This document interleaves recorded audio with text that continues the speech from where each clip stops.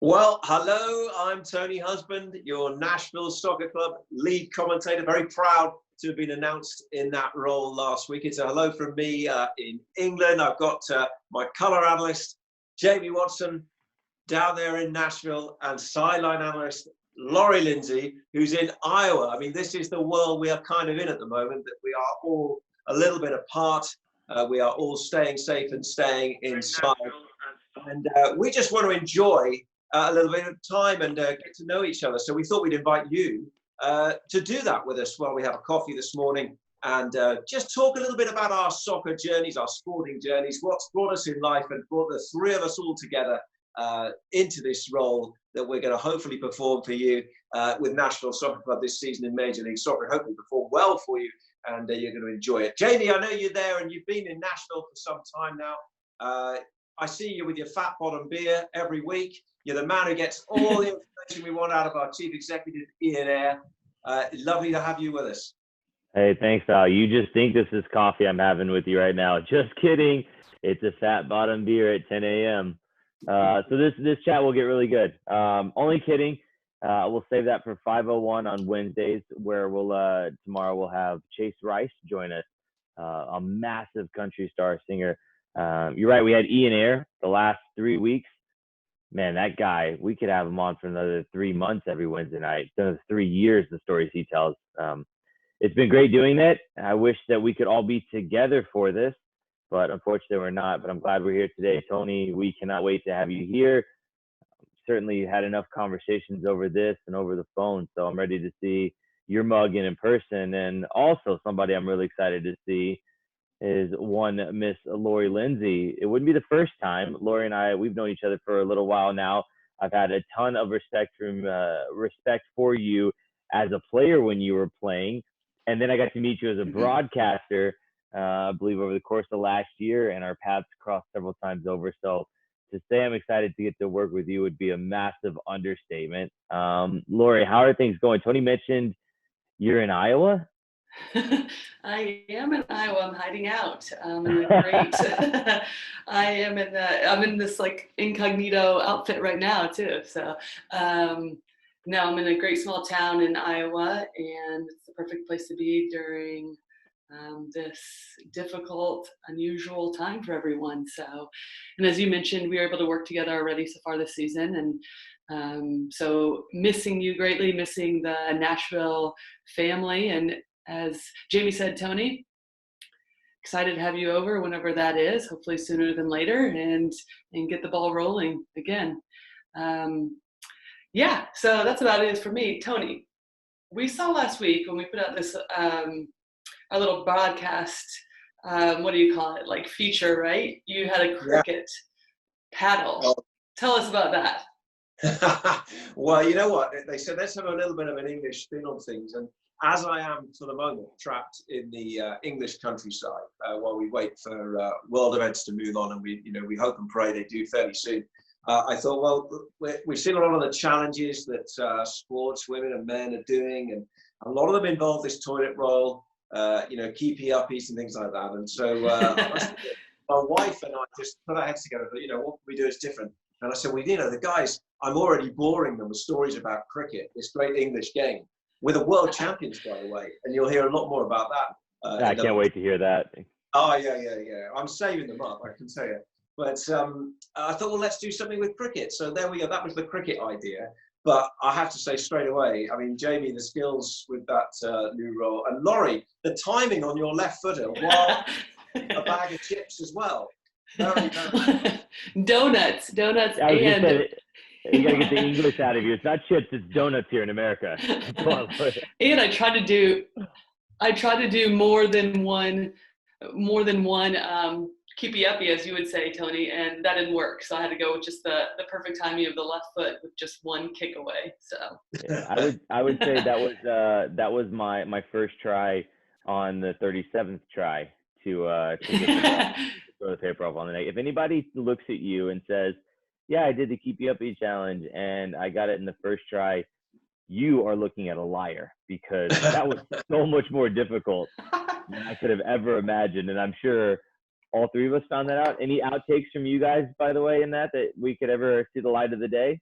Yeah, there may have been one from me actually. I did play a rather straight one back at the pitcher at one point, and that did clatter into the camera. So we didn't use that one in the real version, but maybe someday. Oh, I'll definitely.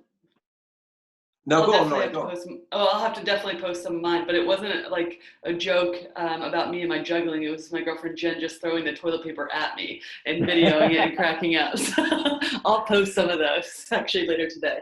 I got one. Joke was on me. Much like your girlfriend Jen, not throwing it to you on time.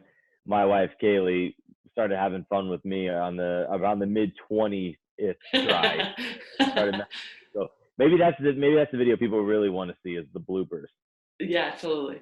Maybe we'll put that together. Well, bloopers, who knows? Bloopers are something that unfortunately everybody in the industry has to get used to. And as we talk a little bit about our experiences in life and things, there's one blooper I was involved in, which I kind of can never forget. And that was a long, long time ago, but I'm still reminded of it almost every day, actually. So, but anyway, the aim of what we're going to try and do here is just kind of, get to know each other a little bit more, because we're going to be bringing all these games to Nashville fans in what is an amazing first year, a difficult first year, of course. But we want to know a bit about each other as well. And so, Jamie, I want to go to you. 12 years as a pro, you've played in all the leagues in American soccer. You scored, I noticed, in all 4 divisions. Tell me a little bit about kind of how your soccer journey began. Well, look, I don't want to brag, but you have to be cut from a lot of teams in order to score in all of the divisions. That means the top one and the very bottom one, my friend. So, feather in the cap, if you're really good, you don't get to try your hand at that accreditation. No, I mean, it's funny enough, actually. I won't zoom in because right there is a very ugly version of like a 14-year-old me playing high school soccer in Coppell, Texas. So that was my first high school jersey hanging up over there. And then high school was cut a little bit short because I got a chance to go play with the U.S. Youth National Team, which is over there. Got a chance to do a Youth World Cup. And the reason I'm really happy you actually sent me first to this, Tony, is because I played in a Youth World Cup. My counterpart over here, Lori, played in the Real World Cup. So we'll get to that. This is sort of like the microwave. I'm warming up the World Cup talk, and we'll get to the real deal, the meal, in a minute with Lori and her World Cup talk. Youth national teams for me played all the way up until the under-23s, which is a level just below the full men's national team. Went to UNC Chapel Hill, with Tar Heel, and went pro in 05. Drafted Real Salt Lake 13th overall. Played there. FC Dallas took me to all the way from Wilmington to Austin Aztecs, which then became Orlando City.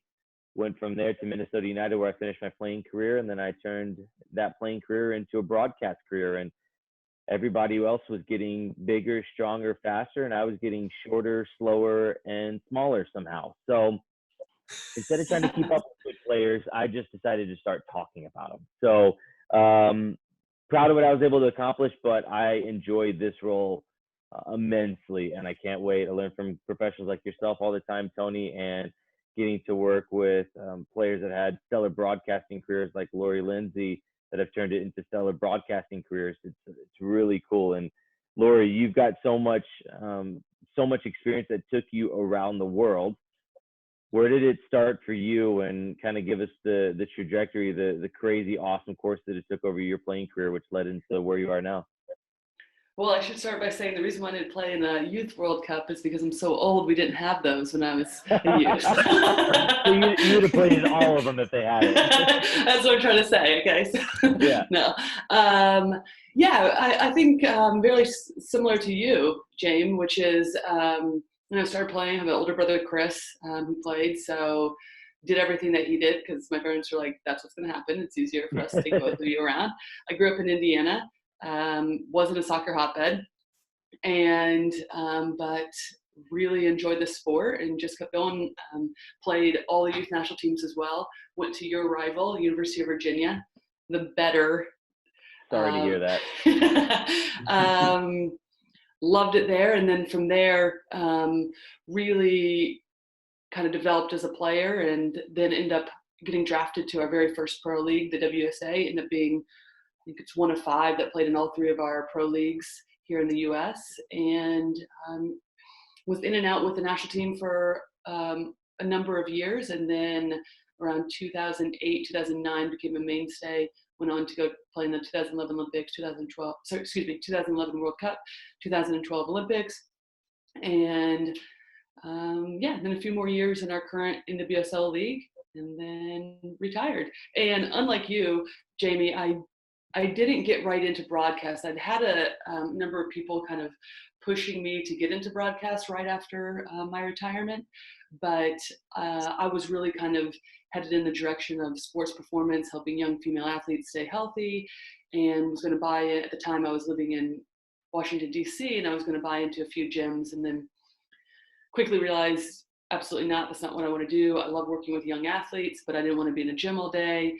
Just wasn't exactly what I want to do. So then I started following the leads of people that had reached out about broadcasts, and I was like, as soon as I got a little taste of that, I was like, yes. And it was perfect because I had a little separation from the game between the retirement and then getting into broadcast. But it was like the right time and the right feel, and haven't looked back.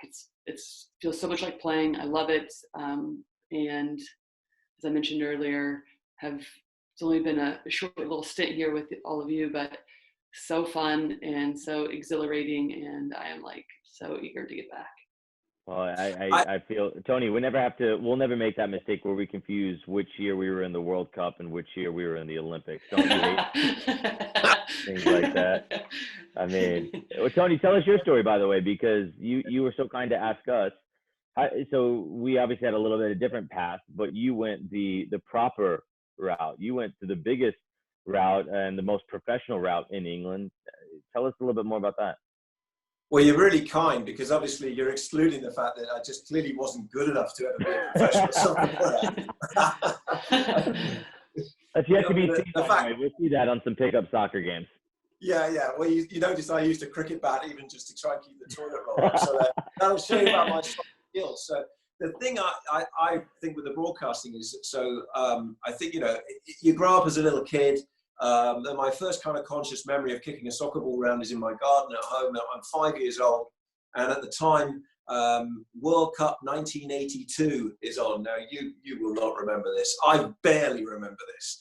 But there was a guy called Paolo Rossi for Italy, scoring all the goals, bit of a hero. And one of the play-by-play guys in England was kind of describing all this. It was always Paolo Rossi, and you say there are little things like are planted in your mind. So you're running around the garden and you're dreaming of being the soccer player. But in my case, I was kind of commentating on it as well. I'd heard the commentating. And then as you get a bit older, you play your soccer. I played it all through my youth. It was my main winter sport. But, the vast majority of us, and this doesn't apply to you, Laurie, and to you, Jamie, but of course the vast majority of us, we're not good enough. So it's just a leisure sport. It's a social sport for us. And for me, the reason I went broadcasting and journalism was because I was lucky enough to grow up in a very journalistic family. My grandfather was a correspondent for a national newspaper in the UK. And he had an amazing era that he came through where he covered World Cups. He covered everything from 1958 to 1986, every World Cup, finishing in Mexico in 86. He did the Olympic Games, and he also covered boxing and covered the whole era of Muhammad Ali, and all the way through to a young Mike Tyson who was just coming through when my grandfather retired. So if you're growing up in that kind of world where you love sport, and you have a relative, very near relative, who's going and got a front row seat at all these amazing events, I think it kind of just says to you, you want to follow in those footsteps and follow that dream. So from a young age, I kind of always wanted to be, a sports journalist and do some of the things that I've done. So that's kind of how, that's my dream of how I got into it. And then was fortunate enough to work, for the BBC for a long time. But I did want to come back with one thing to both of you, though, because one thing that I'd be interested in knowing is, so in the UK, you grow up, soccer, clearly, it's a national sport. It's our number one sport. Even if you don't really like it, you're going to play it when you're young, because that's what everybody does. For you two, with soccer growing all the time, but of course with the big established other sports that you have, did you have to make more of a conscious decision to choose soccer? Lori, you go for this one first. Not particularly. I mean, at the time, I played all sports. I was playing basketball, I was running track and field, cross country, softball, but it just happened to be that in the town that I grew up in, the city that I grew up, soccer was starting to catch on. And for me, it was, my dad was our coach early on. And so it was kind of chosen for me. And because that's where all the time and effort was going, naturally, my brother and I became better at that sport because we just put so much more time and effort into it. And luckily, we enjoyed it as well. So it wasn't so much as a conscious effort. It was just something that, like, one was chosen for us, and then we kept choosing it. Was your dad a good coach? Oh, he was, nicknamed Crazy Larry Lindsey because he was yelling at all the kids and making us do fast footwork drills before we could do our homework. So, I mean, sort of, but also like that wouldn't fly at this day and age. He had his priorities right there, clearly. Yeah. That's awesome. Hey, it worked. Crazy Larry Lindsey got his daughter playing in the World Cup. I mean, that's a little feather in the coaching cap. Yeah, I always joke because it was when boots were actually made of leather, right? And like my brother, he was 10 and I was 8, and we were polishing and mink oiling our shoes before games at the age of 8. So we like learned the discipline, right? It's like, oh my goodness. So such great stories and funny memories now. What about you, Jake? Not many 8-year-olds would survive that today. If you told them polish your boots, they'd be like, we just buy new ones, And it's like, wait a minute. Exactly. I mean, I grew up in a city called Coppell, which is just outside of Dallas. So where it was almost the exact opposite from what your experience was, North Texas is a soccer hotbed. So it was prevalent, but in my family, nobody had ever played soccer. I think my parents just did it just to get me out of the house and stop kicking a ball around the house. And they would say, if you don't kick a ball for the next 2 days against the brick fireplace that we have, you can go kick a soccer ball at practice on Wednesday night from 5 to 6 p.m. What do you think? And I was probably dumb enough to be like, you got yourself a deal, Mom and Dad, and they got me out of the house, kicking the ball against the walls. And I ended up, I was just a kid that kind of, I guess, figured out when everybody's in a bunch and everyone's moving around, I just figured out which goal we were going to on the half. And I knew that if I scored, I'd get some orange slices after the game. So I just fell in love with the game. And to be quite honest with you, I there's no rhyme or reason how it was soccer. Maybe it's because I was 5'8.5", and that was really the only sport I had a shot at. Tried my hand at basketball, like you said, Lori, but I was a starter on my 8th grade B team. Don't want to brag. The best of second best. Yeah, exactly. I got cut 7th grade years. Don't worry about it. Spent a lot of time in the gym working between 7th and 8th grade to make that B team. But that was the extent really of any other sport I played. And, it's funny because I feel like, Lori, you'll probably attest to this. And Tony, you've probably seen so many players on the other end of it that never get a chance. So much of it is catching the fortunate break of somebody seeing you play or having the right person that believes in you as a coach younger on. And I was very lucky that happened for me, but it didn't happen early on. I kind of got started late in the game. I didn't make a state team or regional team or even a national team out until I was like 14 or 15, 14 really. And then, you fast forward like 2 summers later, I was playing in the World Cup. It happened so quickly for me. So I think that now in today's day and age, I'll joke around with kids and I'll be like, guys, you think if you're not the best player by 7 or 8, you'd think that, well, maybe I should just try a different sport or something like that. It doesn't happen that way. Like if you don't get discovered by 7, you're not done with your soccer career. People develop later on in lives and then end up, sometimes the kids that peak early on are the ones that phase out early. And so I was one of those kids that developed late. And, I'm fortunate my parents gave me the opportunity to be able to play and got lucky along the way. And it's been a heck of a ride. And now it's led me to this. So some would say today is the peak of all of it. Some of those people would be you, obviously. There is a long way to go. I tell you, we'll hit that peak. Don't you worry about that. So growing up then, tell me about favorite teams, players that you looked up to, people you wanted to be? I mean, you know, in England here, we had some, you know, the Gary Linekers, the Brian Robsons, and then later on, obviously, you can look at, you know, young Michael Owen and, you know, great players of our English national team. But who were you looking up to when you were first kicking a ball around and hoping you could emulate? Jamie, you want to go first on this one? Oh yeah, I loved two strikers in particular, and one midfielder. I loved Patrick Kluivert. He was really good. The former Dutch That's a good one. striker. He scored so many goals. He made soccer look easy. And the guy that made it look cool while doing it was the second favorite striker, Thierry Henry. He was just a guy that every which way he did it. And I mean, the similarities between Henry and I are very distant. Nothing about what he plays and the way he plays was ever reminiscent of the way I played. But man, I wanted to be like him for sure. And then David Beckham was my guy because he was like the personification of cool, right? He did everything on and off the field. And I wanted to, as I got older, I was like, I could get like 1/1000th of that coolness and could make the game look that cool. I would take it in a heartbeat. Never got there, but those are my three favorites for sure growing up. Lori, do you have somebody that you saw, I guess, when you were younger that you're like you wanted to emulate or be like? Yeah, I mean, totally. I think in terms of the women's side, it was the 91 Women's World Cup. My dad had bought me a VHS, which was a highlight of the very first Women's World Cup.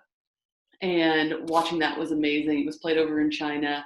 And it was the first glimpse into like, oh, okay, like this is the team I want to play for. I can actually be a professional or play in a World Cup, play on the national team. So that entire team, and then it blossomed obviously into them going to the 96 Olympics and then winning the 99 World Cup. So just from that on, those early stages, it was like, this is all of them, no matter who played on the team. Like there was just this energy around the team that we are playing for something greater than us. And so I was like, I want to be a part of that. But in terms of an individual player, by far and away, Paul Scholes, who is not the definition of cool, I would say. It's like the opposite. But I cannot tell you how many hours of my life I've watched games of his, YouTube videos. He, by far and away, I emulated or tried to emulate anything that I did in the center mid of the field, just like him. And towards the end of my career, I decided, screw it, I'm not even gonna play with my left foot either. Paul Scholes doesn't. This is perfect. My left leg will just be a kickstand, and I'll just use my right foot. So yeah, by far and away, I think he's amazing. The plan worked out. And Tony, what about you? You got to have some commentators that you looked up to, right? Because you talked about you wanted that the seed was planted early. Who was the commentator that you looked up to, or maybe the two or three that you were like, these guys are the best of the best, or women if there was one? Yeah, well, in terms of play-by-play, bringing it back to broadcast. I mean, in the UK, we obviously had some tremendous broadcasters. You know, you listened to growing up. There were guys like Brian Moore, Barry Davis. That were on the domestic scene. John Motson, who's still around a little bit these days now. But it was one of the things I said a lot actually last week when people said to me, you know, why do you want to move from the UK to the US? And I talked a bit about how much, I enjoyed watching US sports growing up, and particularly kind of, I got this kind of dreamy idea of it from watching the NFL broadcast when they were shown. So I grew up with hearing a lot of kind of Pat Summerall and Al Michaels, and obviously Al Michaels still going now. And actually, I was covering Wimbledon one year, and I walked up the steps in the media centre, and I dropped my earpiece on the floor, and this voice on the stairs just goes, you don't want to do that, and it's a terrible impression by that. But it was the late Dick Enberg, who I'd watched NBC and CBS. Football and tennis and broadcast for years. And, and he probably wouldn't have thought, in the UK wouldn't be particularly well known. But I was like, oh my God, that's Dick Enberg. So, I really looked up to some big characters on both sides, of the world, really. And when we're talking players, though, also teams, I mean, we all have a team usually kind of growing up. So my team was a team that not many people will have heard of in the US, because it's the team of the city of my birth. So it's Plymouth Argyle. So they play down the leagues in the UK. They've never had any really storied history, but they're my team, and you stick with them. But how about you, Laurie? What was your kind of first team that you'd say you were a fan of as a youngster? Well, I mean, going back to the Paul Scholes, Manchester United, in particular, wasn't because I was just obsessed with Manchester United. It was mainly because that was what's being shown on some of the most that was being shown when I was growing up. Because nowadays, I mean, you can watch any game you want and on multiple different channels. And so, but at the time, it was really Manchester United. And so whenever we could, we would watch them play, and I fell in love with their team. But I do remember the first jersey I had, though, which I was in love with. It was this black and yellow striped Crystal Palace jersey. I got when I was like, oh goodness, maybe like 8 or so, and was obsessed with it. So my brother and I were really into watching English football. So yeah, but Manchester United, I would say. Jane, what about you? That's awesome. Selhurst Park is one of the coolest. Tony will attest to this. One of the coolest places to go see a game. Every visiting player says that's like the one for Crystal Palace, their stadium. That's like the most daunting place to go play. Is that right, Tony? That's kind of the word on the street there. Yeah, it's good. Helmsdale Road end of the ground is where they make a lot of noise. And actually, it's funny. A lot of the games I watch in Major League Soccer, when you see some of the little groups of fans. So, for example, maybe with LAFC, and we'll see them as also with our own team with Nashville. There's a kind of group of ultras at Crystal Palace who stand and sing and wave huge flags all game, and it's very reminiscent of an MLS ground, actually. Yeah, you'll see it with the back line, the roadies, the assembly, La Brigade de Ora. That'll be cool. You'll get to know them well here, and I've gotten a chance to meet some of them. They're passionate and rabid, so it'll remind you of a lot of those cool grounds and cool ends there. For me, it was easy. It was Liverpool. I enjoyed watching games growing up. I didn't really have a particular team, but in 2005 or 2006 maybe. Adidas at the end of the season, because I was part of Generation Adidas, took us on a trip, and we went to England, and we saw a game at Anfield, sat right by the Cop end, heard You'll Never Walk Alone, and just been a fan ever since. So that's my team. So that's why last couple of weeks with Ian Ayre has been pretty cool, the former CEO of Liverpool. So we've had a good chat there, and it just leads me to think like the Anfield memory for me was so key. And that's one of my biggest soccer memories. I wouldn't say the biggest, but one of my biggest ones. What's your guys' maybe biggest soccer memory, or is there like a most memorable moment? Is there a most funny moment in your career? Laurie, do you have anything like that sticks out for you? I'll let you go either way. You can go memorable, or you can tell on yourself and have a funny story. Gosh, I have to think about the funny, because I'm sure there are so many, but some that are probably inappropriate for this. I mean, panel. So. You were in a roster in the World Cup final, so can I answer for you? I mean, was it the Olympics? Was it the World Cup? What was it? I would say it was the World Cup. I mean, I love the Olympics, but for the World Cup, that is obviously the sport, right? I mean, it's the only when you're playing soccer, that is the pinnacle of this sport. I mean, we played in Germany. They put on an amazing performance. Everything about it that led up to it in terms of,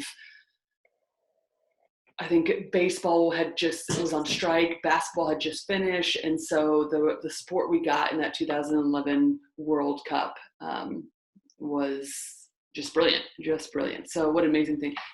But in terms of a fan and a memorable experience in terms of like what kind of really ignited my passion and excitement to continue to like push forward in the game would have been like the 96 Olympics. And it was the first time women's soccer was in the Olympics. It's here in the United States. My dad and I drove down to Atlanta, who was hosting, and to be able to see the team play live in front of thousands and thousands of fans was just brilliant. And you talk about like the 91 Women's World Cup for me, but then be able to see them live 5 years later just kind of catapulted my excitement for the game even more. So what about you? Man, I have to think back to playing in the Youth World Cup was probably my biggest one. So again, the JV version of your story. That moment you're standing there and you're kind of in the tunnel before. It's weird because everything that leads you to those moments kind of plays in a fast forward motion in that moment, because some guys are like yellers and screamers, and you may know there's some girls on the team may be screaming, come on, let's go. And I was one that kind of actually, I don't want to say shut down, but I kind of shut out everything else. And so I remember standing there, and ours was in Finland, and I remember being in the tunnel being like, everything that we had done to get to this point, I mean we, my friends, my family, my teammates, you know, your support system, right, gets you to that moment. And just going out, you hear the national anthem, and man, it was an incredible moment, and you can try to sit here and articulate it, but you just really can't. Scored a goal in the World Cup, youth won again. Oh, fancy. That was probably that was the moment. Again, we peaked at 17. It was just all downhill from there. So that was a cool moment. And then, you know, your first pro moment, winning championship. There's some really cool moments along the way, but nothing beats the World Cup, does it? So even if it is the World Cup light. So Tony, you talked about World Cups plenty enough here today. You're with your grandfather covering a lot of them. So what about you? Have you had any memorable moments, anything involving a World Cup? Well, I can only go on as a viewer. So to wrap it up, I would say that, you know, 1998, when Michael Owen was kind of just emerging, and the goal he scored against Argentina, round two, one of the most amazing goals ever. We were standing in a bar in England watching this game. I had my dad just behind me, and we just couldn't believe he actually scored. And it was a kind of low ceiling, and my dad kind of cheered. We all cheered, and then we looked above. My dad had punched a hole in the ceiling of the bar. The bar, hopefully they're not watching from the bar now, but yeah, you know, that's a good memory of watching a kind of really, really big soccer match. Do you know what, guys? We've got so much more to dive into, so we're going to have to do this again at some point, but we need to wrap it up for today. So just thank you to Laurie. Stay safe up there in Iowa. Jamie, we will see you, of course, very soon back on Instagram. Thank you to everybody who has been watching this first little roundtables. We all just get to know each other, get to know you. And we just fill this time as we wait for soccer to return. And it will return. And when it does, boy, are we going to have some fun bringing you the Nashville soccer broadcast. Fat Bottom Happy Hour, Jamie with Chase, Rice, music, soccer, football and NASCAR. That's 5 o'clock Central Time tomorrow. But in the meantime, from all of us, it's goodbye. And of course, everyone inside. Bye-bye.